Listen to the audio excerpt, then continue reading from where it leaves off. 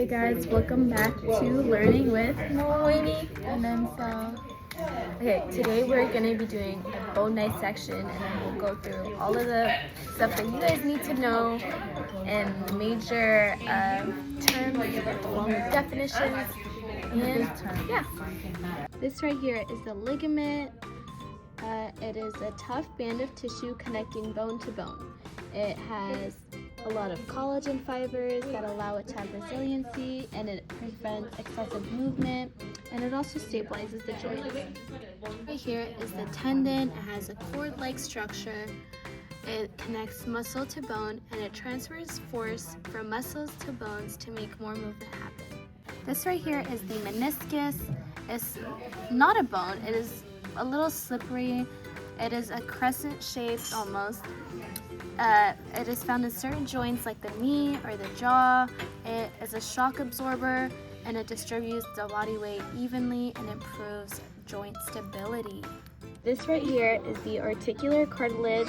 As you can see, it looks very shiny and glassy. You can see the reflection. It has a smooth layer of hyaline cartilage and it covers the end of a bone. Its function is to reduce friction, and it's like a cushioner to help bones move smoothly. And imagine two pieces of glass just gliding, it'd be smooth. That is this articular cartilage's job. The next thing we have is the diaphysis, which is the shaft of the long bone. And it's surrounded by marrow cavity right here. And its function is to provide strong support without adding more weight. It's also the muscle attachment site. The next thing we have is the epiphysis. It's the wide size of this long bone. We see them right here. It's a little wider and this is skinnier. This is the epiphysis right there. It contains spongy bone and is covered by a thin layer of compact bone. It's obviously at the end of long bones and forms joints and contains red bone marrow to help make blood cells. The next thing we have is the medullary cavity or the marrow cavity, which is this hollow space in the middle of the diaphysis. It houses bone marrow. We can remember this with red for blood or yellow for fat storage. Next thing is the yellow bone marrow. It's fatty marrow found in mostly medullary cavity of the adult long bone. It's almost a spreadable cheese. You could add like on bagels or toast. It stores energy as fat. If body needs more blood, it can also convert back to red bone marrow. Now we're going to show you this spreadable cheese-like substance. You see this right here?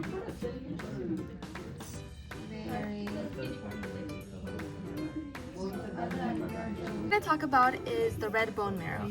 It is soft, spongy tissue found in mostly flat bones or long bones. It produces red blood cells and white blood cells and platelets. As you can see, I'm trying to take it out with all my fours and it's a little tougher, but it's still not impossible to scoop out. But in difference, in contrast to the yellow bone marrow, it is more tough. The next thing we have is a spongy, cantillous, or trabecular, which are all names of this, which is a porous bone tissue found in mostly the epiphysis. It's like little small holes like the ones you might find on your face. It's at the end of the bone and inside of flat bones. It provides support and flexibility. The next thing we have is the compact bone. This is a dense solid outer layer of the bone made of tightly packed osteons. Provides strength, protection, and resist bending or twisting. The next thing we have is the osteon. It's a basic unit of compact bone. It's made of concentric rings called lamellae of bone tissue that surrounds around the central canal. Next we have trabeculae. It is a thin branching plates and rods of bone that make up spongy bone.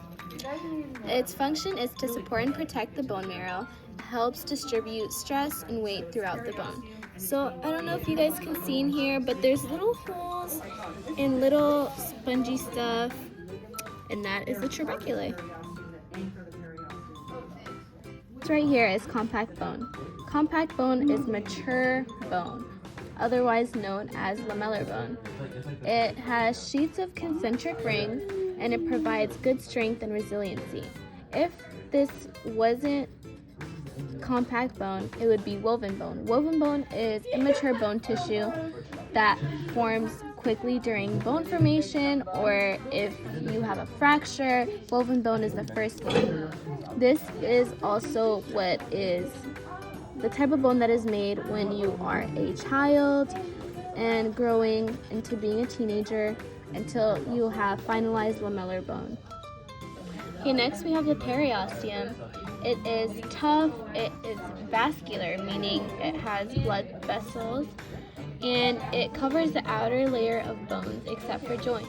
It provides nourishment, has osteoblasts for growth and repair, and it is also the attachment site for tendons and ligaments.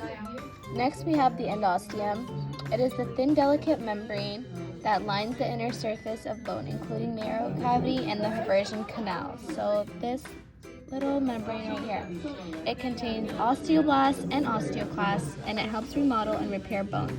It lines the trabecular surface, which you can think of the trabeculae as a waffle.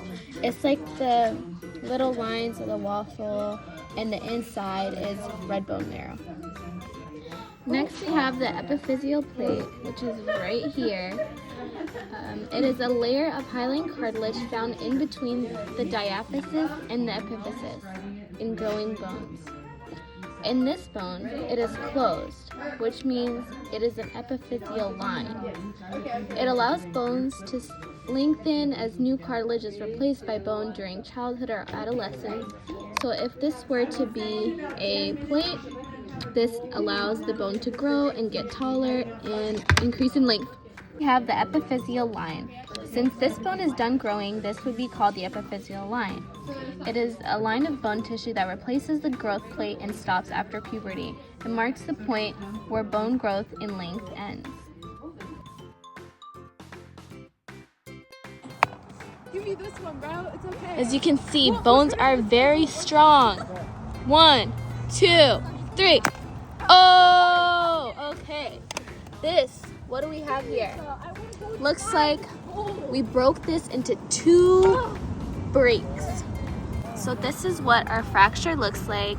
This looks like a transverse break.